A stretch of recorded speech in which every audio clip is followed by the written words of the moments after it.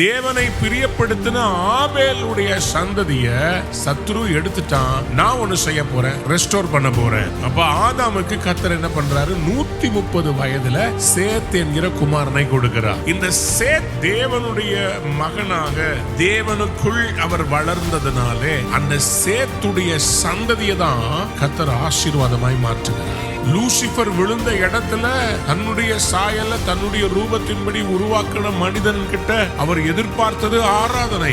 படைக்கப்பட்ட ஆதாம் 130 வயதுல தேவ சாயலில் ஒரு மனிதனை பெற்றெடுக்கிறார். அப்பொழுது மனிதர்கள் தேவனை வர்ஷிப் பண்ண ஆரம்பித்தாங்க. சேத்த வச்சு நம்மளை சேர்த்துக்கிட்டாருங்க. சேத்து மட்டும் வரல, நம்மளாம் சேத்துக்குள்ளதான் இருந்திருக்கும். உளையான சேத்துல இருந்து நம்மளை தூக்கி எடுத்தது ஆண்டவர். சேத்த படைச்சதுனால எத்தனை பேர் இன்னைக்கு மண்ணுக்குரிய சாயல இருந்து விண்ணுக்குரிய சாயலுக்கு மாற போறீங்க?